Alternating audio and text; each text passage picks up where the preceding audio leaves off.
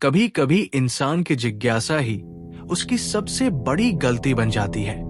रोहित और करण अपने दोस्त विवान के साथ उसके गांव गए थे। विवान का गांव पहाड़ियों और खेतों के बीच बसा एक शांत सा इलाका था, लेकिन उसके पुराने घर के बारे में गांव में कई अजीब कहानियां मशहूर थी। उस घर में एक कमरा था जो सालों से बंद पड़ा था। विवान उस कमरे के बारे में कभी ज्यादा बात नहीं करता था, बस इतना कहता था कि घर में कोई भी उस कमरे के पास नहीं जाता। रोहित और करण के मन में उसी कमरे को देखने की जिज्ञासा सबसे ज्यादा थी। रात को खाना खाने के बाद तीनों दोस्त देर तक बातें करते रहे।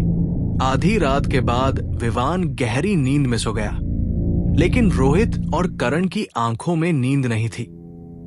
दोनों धीरे धीरे उठे और घर के पीछे बने उस कमरे के पास पहुंच गए। दरवाजे के ऊपर चाबी रखी थी। करण ने चाबी उतारी। दरवाजा धीरे धीरे खुला। अंदर घना अंधेरा था। मोबाइल की टॉर्च की रोशनी में उन्होंने देखा कमरे में बस पुराना सामान, टूटी कुर्सियां और दीवारों पर जमी धूल थी। कुछ भी असामान्य नहीं था। दोनों ने कमरे को ध्यान से देखा और वापस दरवाजा बंद करके सो गए। उन्हें लगा ये सब बस एक बेकार की अफवाह थी। लेकिन उसी रात रोहित की अचानक आंख खुल गई। घर के अंदर कहीं से धीमे कदमों की आवाज आ रही थी, जैसे कोई भारी चीज फर्श पर घसीट रहा हो। रोहित ने सोचा शायद विवान होगा, लेकिन जब उसने इधर उधर देखा, विवान अपनी चारपाई पर नहीं था। तभी अचानक घर के पीछे वाले हिस्से से धीमी खटखटाहट सुनाई दी। वही बंद कमरे की दिशा से। रोहित का गला सूख गया। उसने करण को जगाया। दोनों डरते डरते वहां पहुंचे। दरवाजा हल्का सा खुला हुआ था, जबकि उन्होंने उसे अच्छी तरह बंद किया था। अंदर से ठंडी हवा का तेज झोंका आया और उसी पल कमरे के अंदर रखा पुराना लकड़ी का संदूक अचानक अपने आप खुल गया। दोनों डरकर पीछे हट गए। कमरे के अंदर किसी के भारी सांस लेने की आवाज गूंज रही थी, लेकिन वहां कोई दिखाई नहीं दे रहा था। अचानक पीछे से किसी के तेज कदमों की आवाज आई। दोनों पलटकर देख ही रहे थे कि सामने विवान खड़ा था, लेकिन उसकी आंखों में एक अजीब डर था। वो बिना कुछ बोले बस कमरे को घूर रहा था। अगली सुबह माहौल पूरी तरह बदल चुका था। विवान बहुत बेचैन लग रहा था।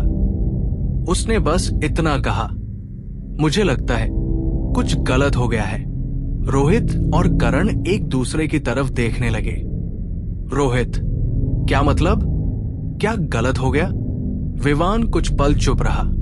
उसकी आंखों के नीचे काले घेरे थे, जैसे वो पूरी रात सोया ही न हो। विवान धीमी आवाज में, रात भर मुझे ऐसा लगा जैसे कोई घर के अंदर घूम रहा हो। कभी कदमों की आवाज, कभी किसी के सांस लेने की। करण थोड़ा हंसने की कोशिश करता है। करण, अरे यार, शायद हमें ही वहम हो गया होगा। लेकिन विवान ने सिर हिलाया। विवान, नहीं, बात सिर्फ इतनी नहीं है। वो धीरे से उस बंद कमरे की तरफ देखने लगा। विवान, सुबह जब मैं उस कमरे के पास गया तो दरवाजा फिर से खुला हुआ था। रोहित और करण का चेहरा उतर गया। विवान घबराकर, तुम दोनों अभी शहर वापस चले जाओ, मुझे अच्छा नहीं लग रहा। रोहित ने कुछ कहना चाहा, लेकिन विवान की आंखों में डर साफ दिखाई दे रहा था। आखिरकार दोनों ने फैसला किया कि अभी के लिए वापस शहर चले जाना ही बेहतर होगा।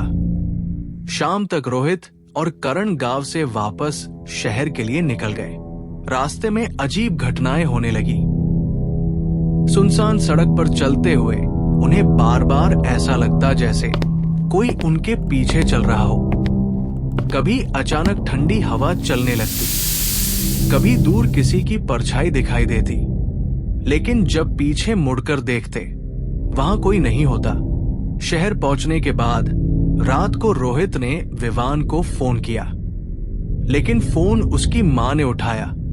उनकी रोती हुई आवाज सुनकर रोहित का दिल बैठ गया। उन्होंने कहा, बेटा, विवान अब इस दुनिया में नहीं रहा। रोहित के हाथ से फोन गिरते गिरते बचा। क्या? विवान की मां ने बताया, आज सुबह उसका शव उसी बंद कमरे में मिला।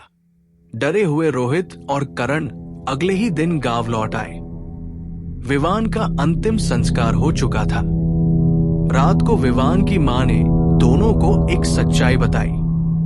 सालों पहले विवान के दादा बहुत क्रूर और गुस्सैल इंसान थे। उनकी मौत भी उसी कमरे में हुई थी, लेकिन उसके बाद से उस कमरे में अजीब घटनाएं होने लगी।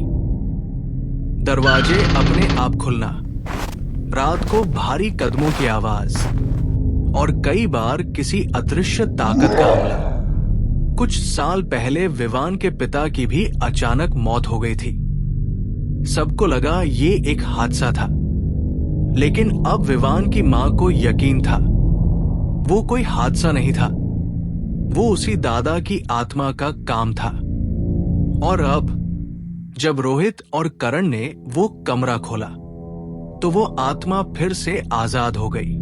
उस रात जब दोनों सोने जा रहे थे, उन्हें साफ साफ लगा जैसे घर के बाहर कोई धीरे धीरे चल रहा हो।